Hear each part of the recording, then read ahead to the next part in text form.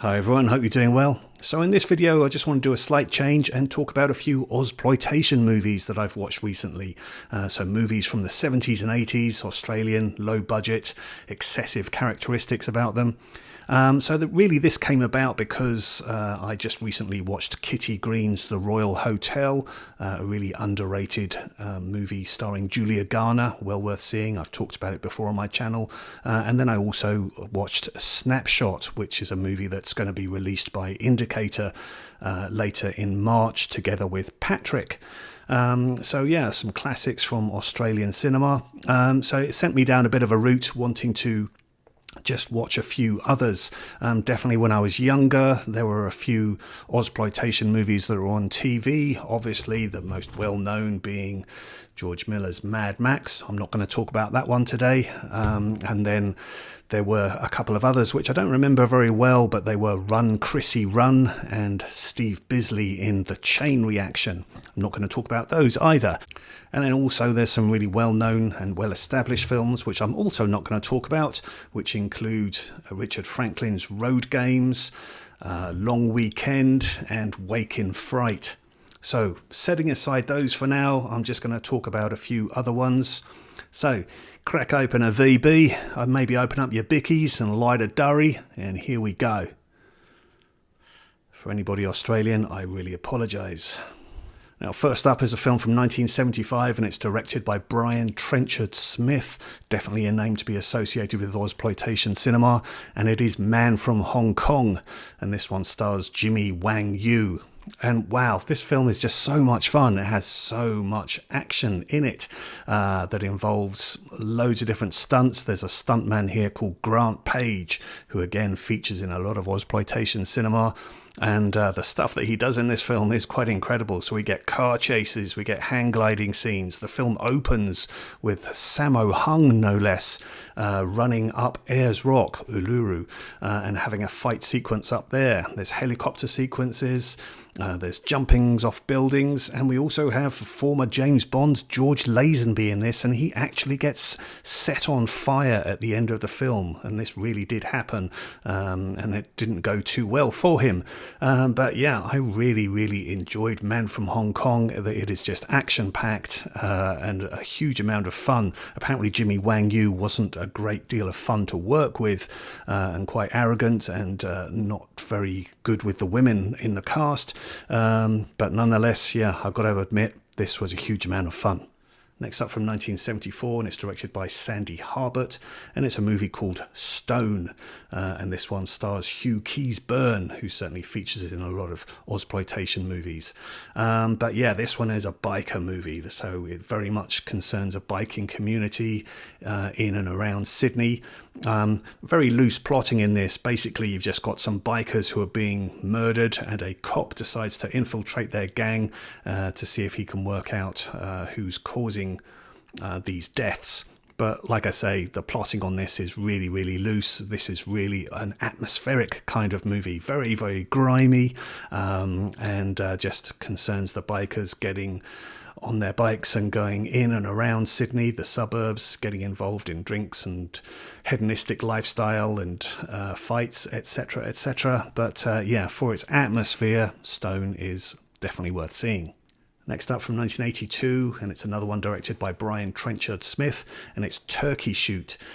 This is quite a fun one. It's kind of in the vein of The Most Dangerous Game, Hard Target, that kind of thing, where you have people being sort of held captive and rich hunters being allowed to hunt them down, that kind of plot. I mean, there's very loose plotting in this. There's a lot of running around, a lot of explosions, and a lot of shooting. There's even a werewolf type creature in this as well, very bizarre. But yeah, this one stars Steve Railsback from Life Force and Olivia Hussey from Romeo and Juliet. Olivia Hussey in particular looks quite uncomfortable in this, particularly with all the explosions going on and her having to use machine guns at times. Yeah, she doesn't look as though this suits her at all. But nonetheless, this was quite a fun watch. Brian Trenchard Smith definitely keeps things moving along at a brisk pace, and there's plenty of action in this. So yeah, good fun. Next up from 1985 is a film directed by Arch Nicholson, and he's a director also quite well associated with Ozploitation films. This film is called Fortress, and I really liked this one. Again, pretty loose plotting. It's supposedly based on some actual events, but very, very loosely. This one concerns a teacher played by Rachel Ward and a whole load of school kids who get kidnapped by masked men, and they get taken off and put in a cave, and then from there the kids and the teacher manage to escape from this cave and get out into the wilderness, but they are still being pursued, and they then have to get the courage and determination to fight back. Yeah, this kind of almost goes into some Lord of the Flies type territory towards the end of this, but yeah, I really enjoyed this. Rachel Ward is really good. The kids particularly are really good because they actually seem like genuine kids from ages of about, I don't know, 5 to 15, and yeah, again, you get some pretty exciting action towards the end of the film. Pretty good fun. Next up from 1986 and directed by Mario Andreacchio, and we have the film Fair Game, and this is starring Cassandra Delaney, attractive Australian actress, here playing a wildlife preservationist out in a remote spot in the outback, who basically just gets on the wrong side of a group of kangaroo hunters who decide that they're just going to taunt her, possibly try and rape her and kill her. And that's pretty much the plot. But that being said, this was quite exciting. There's quite a lot of action, running around, chasing monster trucks, and Cassandra Delaney shedding her clothes. Not that she wears a hell of a lot of clothes in the first place, but yeah, quite a bizarre sequence in this one that concerns her being sort of almost stripped naked and tied to the front of a big menacing monster truck and then being driven around. Quite an incredible sequence. Yeah, this was the cinematography on this was by Andrew Lesney, a cinematographer who went on to work with Peter Jackson on all of the Lord of the Rings movies. Next from 1986, and again directed by Brian Trenchard Smith, and it's the movie Dead End Drive-In. I had good fun watching this one. It recently played on the Criterion channel, not sure if it's still there, but yeah, this one, it's a sort of metaphorical movie, if you like, about government control, conformism, and racist attitudes. But yeah, this one concerns youths going to a drive-in cinema and not being able to get out, and then discovering that there's a whole community of people living at this drive-in cinema and surviving off tokens and handouts, etc. Yeah, production design on this one is really, really fun. They obviously let a whole load of street artists go to town on all the walls and cars in this one, and there's a lot of neon lighting as well. The film just looks great. Great stunt sequence at the end of the film that involves a huge car jump. Yeah, very, very entertaining. Next up from 1988 and directed by Steve Jodrell is the film Shame, and this one stars Deborah Lee Furness, who is Mrs. Hugh Jackman in real life. Yeah, now this one's an interesting one for sure. Deborah Lee Furness plays a biker in this who's out on a biking adventure. She also happens to be a lawyer. She stumbles into this small town where she meets a family, and the daughter of this family has been raped, and it's brought shame on the family, and as she tries to protect this family, she encounters all the toxic men that there are in this town, and then has to deal with them. So yeah, this is really quite a dramatic movie. I'm not sure if it really falls into the Ozploitation category, but yeah, it's certainly a well-known movie and quite well established. Yeah, definitely an interesting film, this one, that gets quite impactful towards the end. Now, it was remade in 1992 in LA with Amanda Donohoe and Fairuza Balk, and I watched that remake as well just to sort of do a comparison.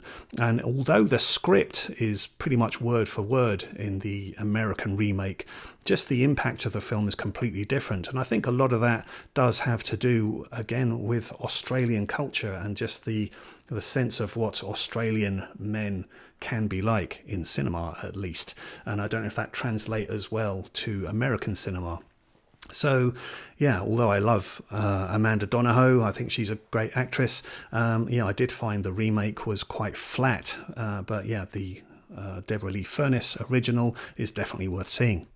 Next, from 1973, it's a movie that's only 53 minutes long, and that's because really it was intended to be the first part of a TV anthology series called Fright. The film is Night of Fear, directed by Terry Bork. Now, this one is quite an unusual one, so it's very understandable as to why the censors wouldn't allow it to be on TV. So this is a mostly silent movie, although it does involve screams and gasps and grunts and things of that nature, but there's not really much in the way of dialogue in this. But it concerns a woman who gets driven off the road and gets into the woods and comes across this man who lives in the woods, who then just seems intent on trying to kill her. He also happens to have pet rats, one of which he keeps on his shoulder. So yeah, this is quite a bizarre film. It doesn't fully work, but it has its impactful moments, and yeah, you can definitely understand why the censors wouldn't allow this one on TV. It's quite gruesome for its time. I mean, not hugely scary to today's audience. I mean, certainly the blood in this just looks like red paint. But yeah, it's an interesting one. It certainly has some unusual imagery. Yeah, it's not a great movie, but an interesting one. Now, sticking with the horror theme for a moment, we go to 1979 and a movie called Thirst, directed by Rod Hardy. This is an interesting one. It stars Chantal Conturi, who co-stars with Sigrid Thornton in Snapshot, which is the movie that's going to be released by Indicator in March. And yeah, this is a sort of vampiric film that involves a cult that's being masterminded by David Hemmings, no less, and he wants to try and recruit Chantal Conturi into their cult because they believe that she is a distant relative of this baroness who used to be a cult leader. But the thing is, Chantal Conturi's character doesn't have the taste for blood, and she needs to try and develop that if she's going to be involved in this cult. So yeah, it's quite an interesting twist on the sort of vampire theme, and it does have some quite interesting imagery in it as well. So yeah, I quite enjoyed this one. Again, not a hugely scary film or anything like that, but just the way that it takes a different viewpoint on vampirism makes it quite interesting. Next, going to 1987, and another film that's directed by Arch Nicholson and with cinematography again by Andrew Lesnie, and it's Dark Age, and this one stars John Jarratt, who's best known for being the evil man in Wolf Creek.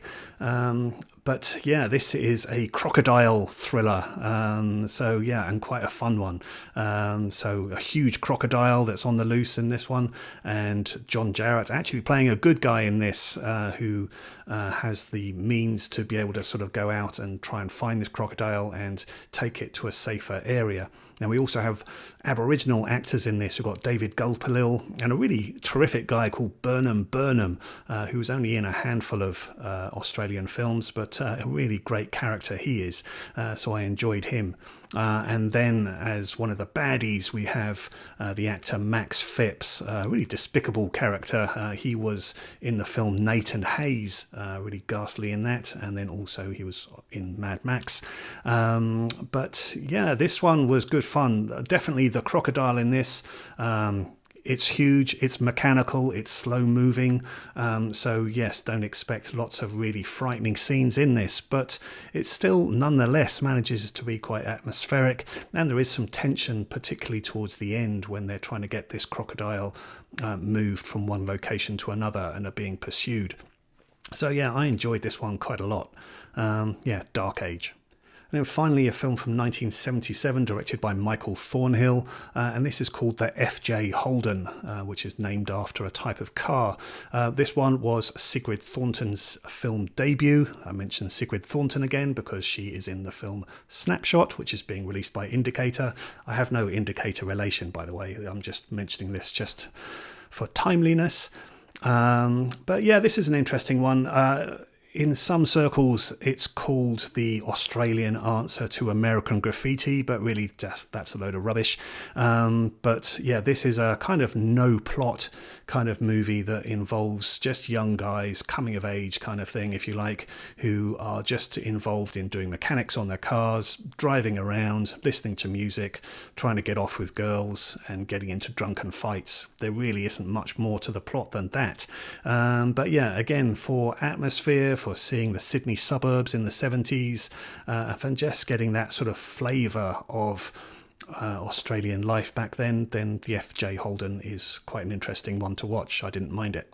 So those are the Ozploitation films I watched just recently. Now, there's plenty of others that I would still like to watch. But if you're fed up listening to me, then you could do a lot better by watching the documentary feature from 2008 called Not Quite Hollywood. A really, really good documentary, this, that has loads of clips of most of the films I've just talked about, as well as many others, and will give you a good sort of historical context of Ozploitation cinema. There's a lot of talking heads there as well, including Quentin Tarantino talking about some of his favourite moments. Yeah, really, really enjoyable and entertaining watch. But yeah, let me know in the comments, what are your thoughts about Ozploitation? How much do you know already about Ozploitation movies, and which ones have you seen? Which ones do you want to see? My apologies to people who are already expert in this field, but for anybody who isn't, hopefully this has just given you a bit of a taste, a bit of a flavour, and a sense of where to go next in terms of what to look at.